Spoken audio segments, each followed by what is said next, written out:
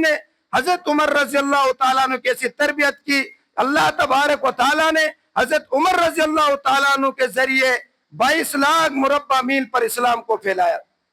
22 لاکھ مربع میل پر حضرت عمر رضی اللہ تعالیٰ عنہ کی حکومت رہی, خلافت رہی, اور ایسے عدل و انصاف قائم کیا کہ آج پوری دنیا میں جب بھی عدل و انصاف کو پیش کیا جاتا ہے, عدل و انصاف کے اگر کسی کا نمونہ پیش کیا جاتا ہے تو وہ حضرت عمر رضی اللہ تعالیٰ عنہ کی شخصیت ہے. حضرت عمر رضی اللہ تعالیٰ نے اپنے دور خلافت میں ایسے امن قائم کیا, ایسے انصاف قائم کیا.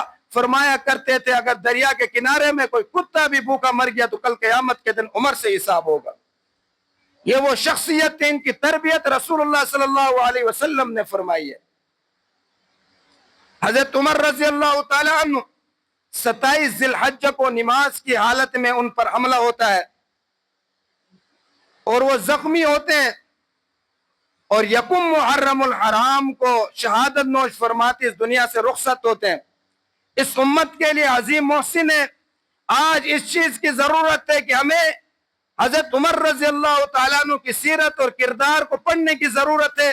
ہمارے حکمرانوں کو, اقتدار میں بیٹھے ہوئے حاکم کو, عدلیہ میں بیٹھے ہوئے ججز کو حضرت عمر رضی اللہ تعالیٰ عنہ کی سیرت اور کردار پڑھنے کی ضرورت ہے. آج پوری دنیا میں چاہے کسی بھی کنٹری کے اندر دیکھیں حضرت عمر رضی اللہ تعالیٰ عنہ کی شخصیت کو بطور عدل و انصاف پیش کیا جاتا ہے, لیکن آج ہمیں ہمارے حکمرانوں کو, ہماری عدلیہ میں بیٹھے ہوئے ججز اور دیگر اقتدار میں بیٹھے ہوئے لوگوں کو حضرت عمر رضی اللہ تعالیٰ عنہ کردار سے واقف ہی نہیں ہے. اسی مہینے کے اندر احتجاج بھی کیا جاتا ہے کہ ان شخصیات خلفائے راشدین جو ہیں ان کے ایام شہادت اور وفات کی چھٹی کر کے سرکاری طور پر ان کے دن کو منایا جائے, تاکہ لوگوں کو پتہ چلے کہ ان کا اسلام کے لیے کیا کردار ہے, کیا قربانیاں دی ہے.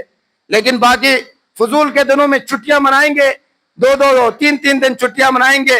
اگر اس ملک کے اندر اجرک ڈے منایا جاتا ہے, علامہ اقبال ڈے منایا جاتا ہے, بے نظیر بھٹو ڈے منایا جاتا ہے, مختلف ایام میں جو چھٹیاں منائی جاتی ہے, تو ان کے ایام پر بھی یہ ہمارے محسن ہیں.